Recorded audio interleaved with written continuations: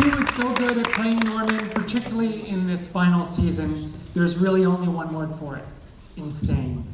Please welcome the crazy talented Freddie Highmore.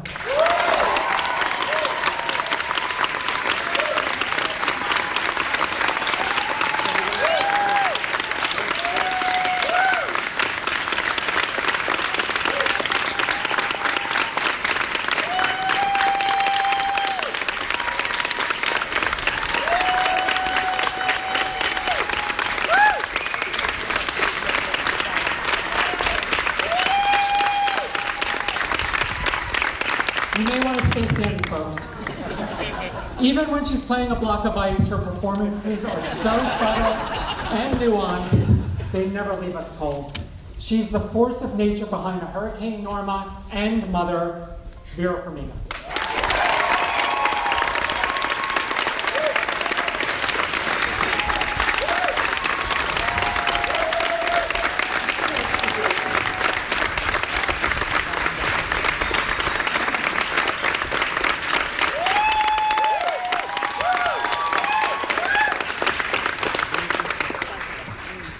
Carrie, I want to start with you. Why did he have to die? He didn't die in the movie.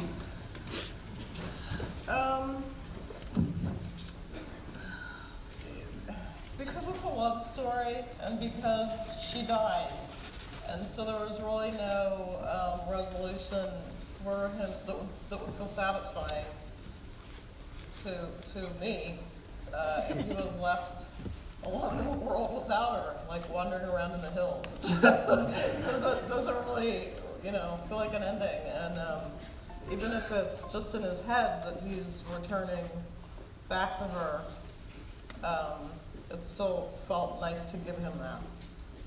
Was there ever another scenario that you considered? No. There was one I begged her for. Do tell. I wanted a musical episode. I did. I wanted to. Well, I still want a musical. Tits out musical episode, and that didn't happen. Yeah. Well, Why didn't it happen? is Bob still there? I wanted season 6 in Hawaii. They finally get their dream, they set up, it's all just in Dylan's head or something, I don't know, there'd have been a way to make it work. It's a unique situation where a show can go out on its own terms after 5 seasons. For Vera and Freddie, how does it feel to be part of just a creative experience that had a real beginning, middle, and end? It felt right. It felt, I think we hit every note there was to hit in this piece of music. I think anything else would be redundant. I think. We knew that trajectory. We had that 5-year trajectory from the start, and that was good knowing that and preparing for it in a way. But I think we did all there was to do. And to keep it evolving and to keep it fresh, so you're not redoing things, to keep growth in the characters. You reach a point where, like for instance, Norma, we spend a lot of time in the writer's room.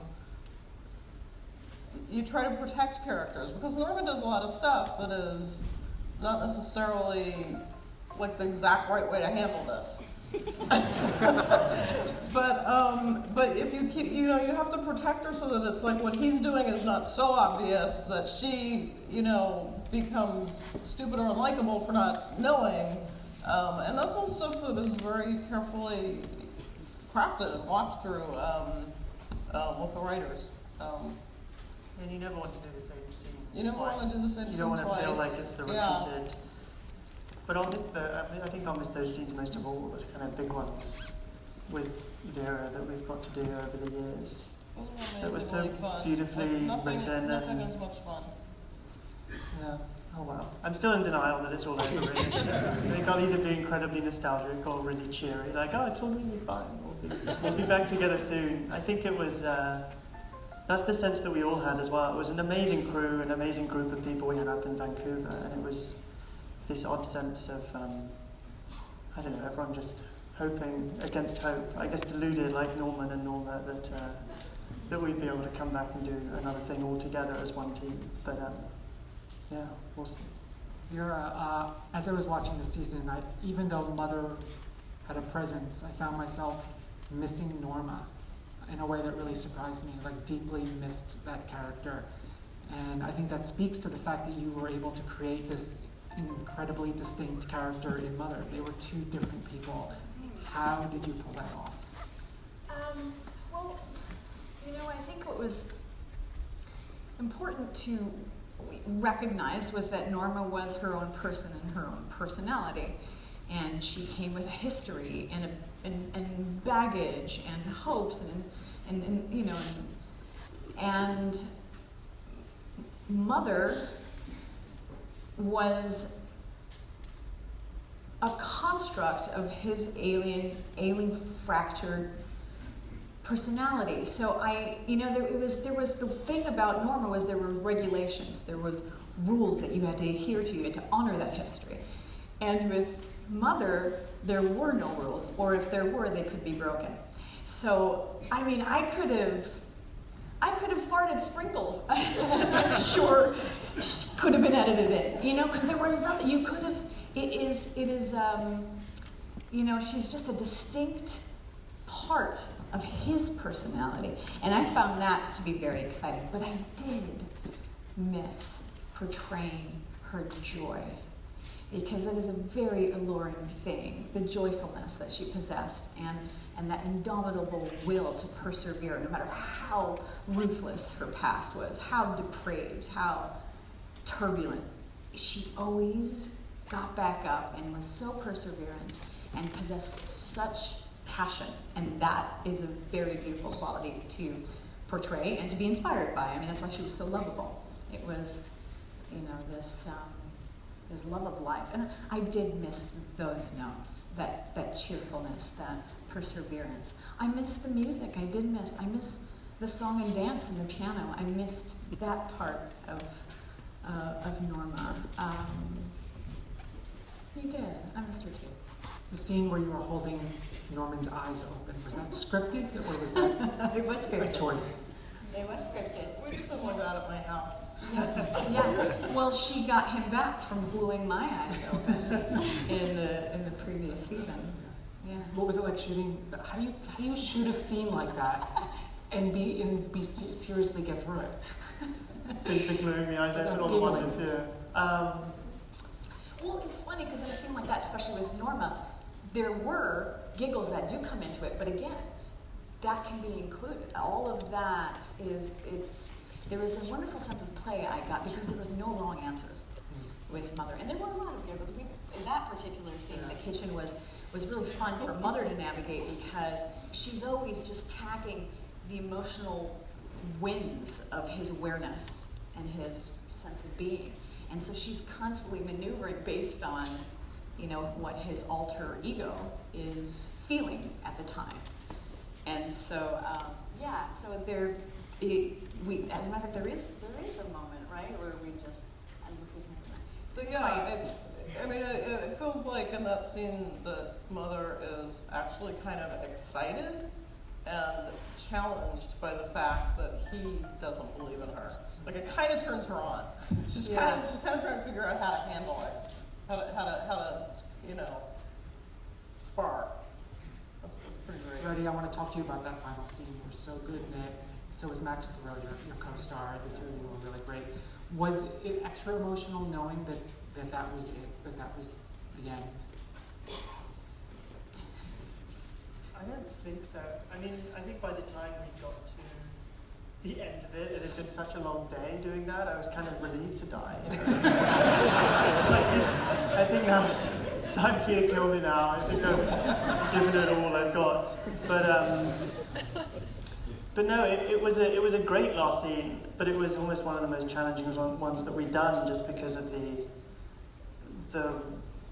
where going from when Norman starts the scene to the end. He sort of starts it with this with this desire, I guess, to live this fantasy world that as Dylan starts pressurizing him, we realise is actually something that Norman has an awareness of, that it isn't,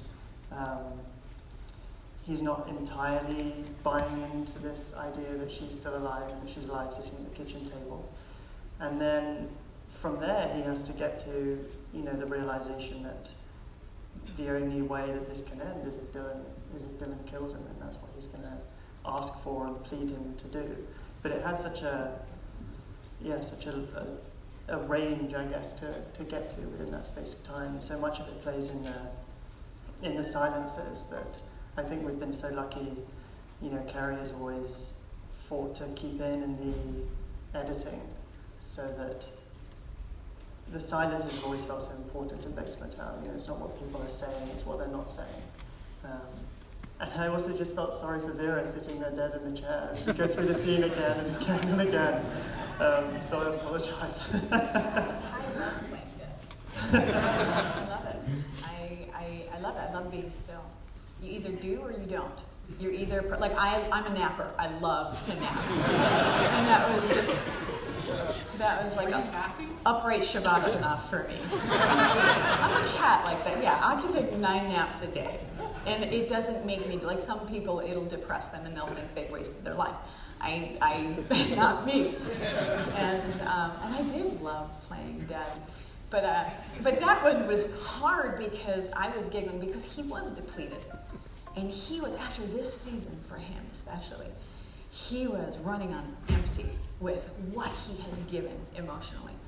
And you know, I'm sitting there, you know, spritzing him and massaging him, sending him into the ring, and then listening. And at one point, and Freddie is a gentleman. He is gentleness on 2 feet and wisdom and self-control, but for whatever reason, he got mad. You got mad that scene.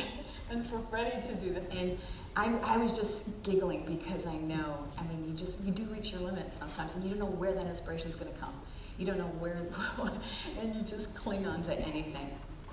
Yeah, you kind of have to work yourself up sometimes I find it hard to just be, but I think everyone does on base. Everyone is so professional in that way. You know, it's not like, we have a great time on set, but it's hard to go from laughing and, you know, giggling in between takes and then doing a scene like that. I've always found that to be sort of impossible. I mean, I admire the people who can pull it off, but also the blocking of that was tricky because it was so much emotional in ground different to bits. cover in such a tiny kitchen space. You know, like that walk across the floor. It was a tall order for the end of the day. I think the line that was the most interesting for me was when Norman says, "If you believe hard enough, you can make it that way," because it just seemed to sum up not only Norman really, but Norma. You know, the two of them together have always thought that by dint of their pure love for each other and their hope and keep on fighting and working towards their goal and clinging onto their dream, that it will one day come true. But it doesn't. And it's also tragic because, as Max did so brilliantly in that scene, you know, pointing out what Dylan wanted too was this shared vision. You know, they all wanted to be a family, they all wanted it to work out. And despite the fact that that's what they were all striving for over the course of 5 years, it just didn't end up working. The Norman Romero scene in the car cracked me up, with Norman baiting him like that. I understand there's a little off-screen rivalry between the two of them. Do tell. Well, no, I think there's some great takes, I think, some outtakes somewhere of that exact scene in the car, actually, of like us just muttering away at each other for a good minute beforehand.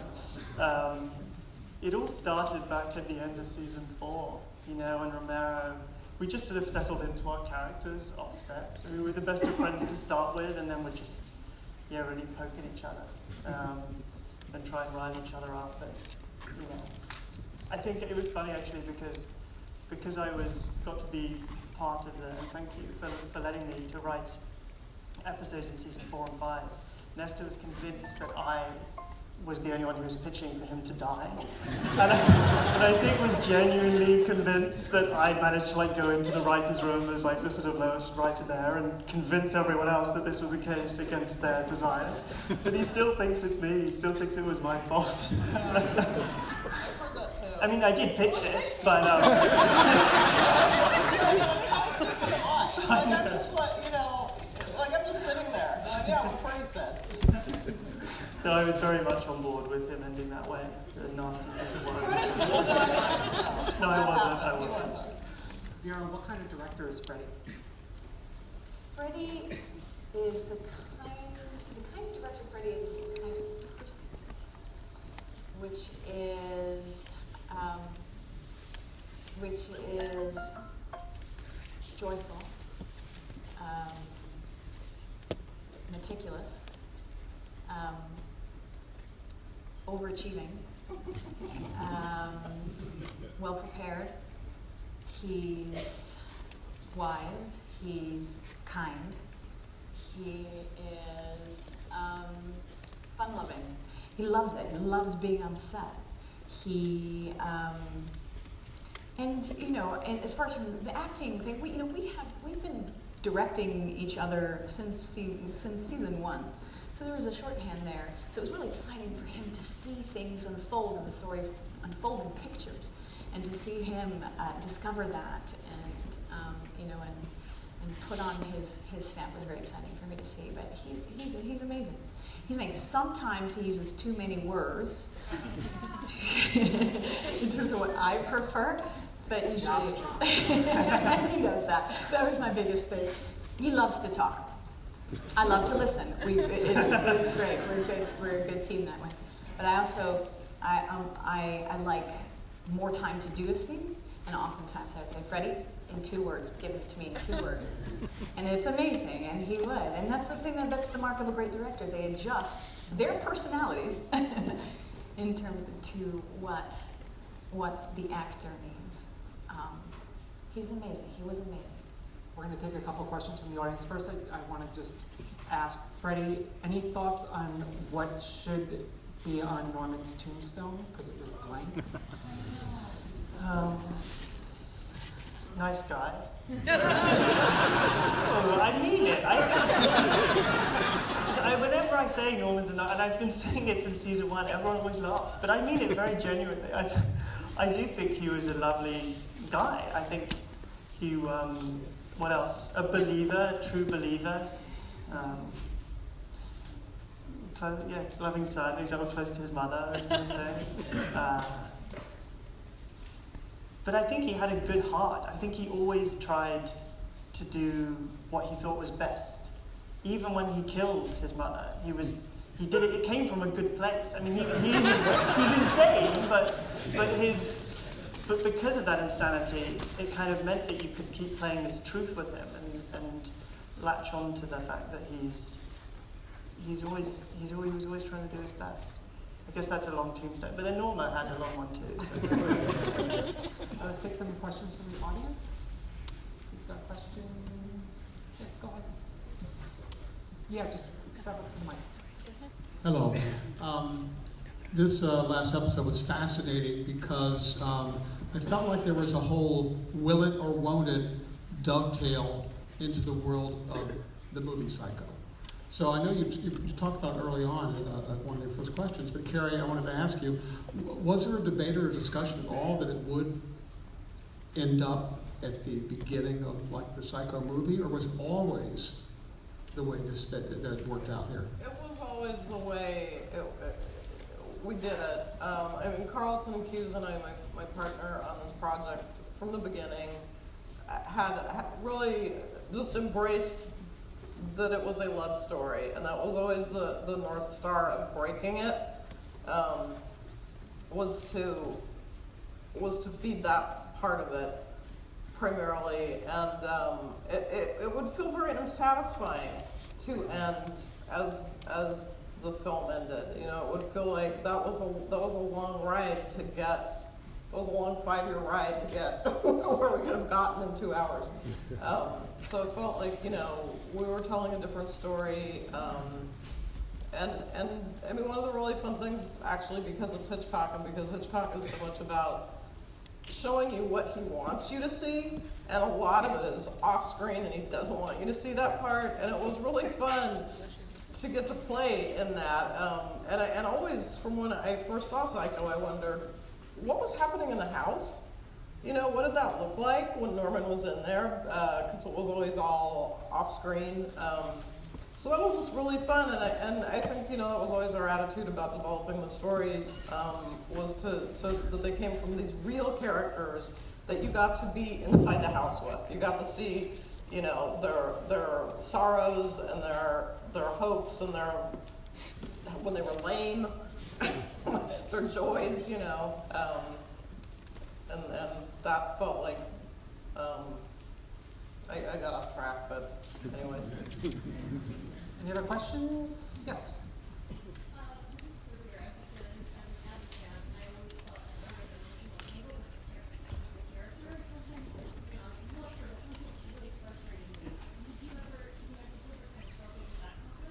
Oh no, I have a mother. And I am one too. So. The question was whether Norma's frustrated, or just the frustrated personality. I can't look at her that way. I always had to defend her. That's not, you know, before the jury. I'm an appointed lawyer for her, and I was going to fight for every way. And I said, you know, you don't look at her, you don't comfort, you don't look at her, you don't view her through the lens of, oh, she's an overprotector. You say she loves protecting him, you know, and it's really that angle, which I always took. Yeah, she's fallible. I love that. And she was so adorable in her fallibility, you know, and I loved embracing all that. I don't want to see perfection in a woman. I want to see what women struggle with, and, you know, and them persevering, conquering their fears and their inhibitions and their, you know, and their regrets. And so I embrace that, yeah. Take one or two more questions. Yes, right there. Can you just walk to the mic, please?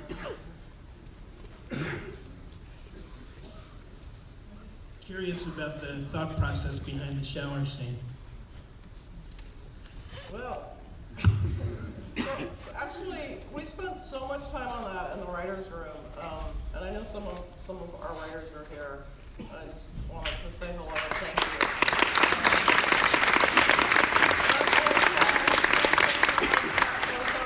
Phil Beiser, Tori Spear, thank you guys so much.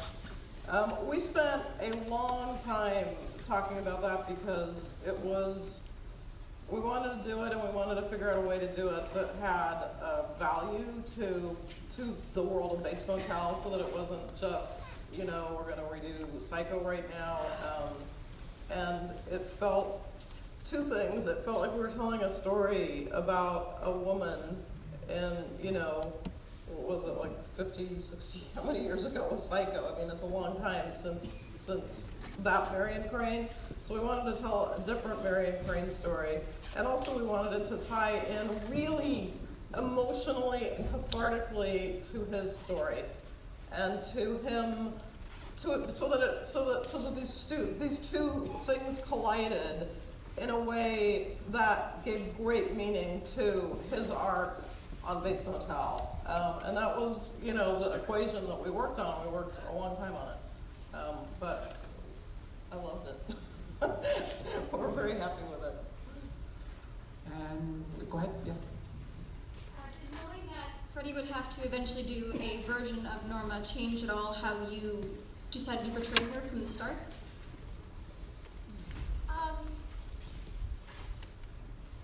No, not necessarily. You know, it's this is a really cool experience, sharing a character with another actor. It was fun. This was fun most of the time. Sometimes it was a nuisance. Sometimes I wanted him to get out of the way and let me do it. Sometimes I wanted him to do it for me. And it was interesting. We always fought for who would go first. We did not just rotating through. We It's did. like one take after We had another, just to, switching and we around. had to switch scenes. I would start first, but it was really cool process collaborating on Mother because, for example, he likes to cross his legs under a table. I like to feel my feet flat. Little things like that all of a sudden become an issue of where to put your hands. You know, little things that you don't even say, but you have to consider, and then you get locked into for continuity because we never knew how much of Mother they would include in the scene or Mother him. All the scenes, pretty much, that Mother personality gets were always shot. Nice. Yeah. Yeah, maybe there's just another version somewhere out there, where it's the reverse. Each other. Especially when we're in like the wigs and the dresses, the matching outfits, that was always entertaining. This sort of weird double act sauntering around. And, yeah. For some scenes, it did come into play, sure. For some scenes, but they were all so different, and different scenes called for different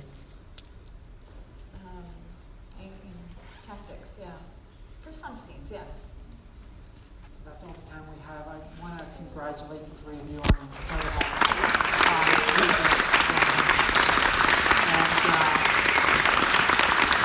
as someone who watches a lot of television, I want to thank you for 5 seasons of consistent excellence. One of my frustrations is shows that go up and down, different quality. This has been a consistently excellent series from episode 1 through to the end. So thank you for that.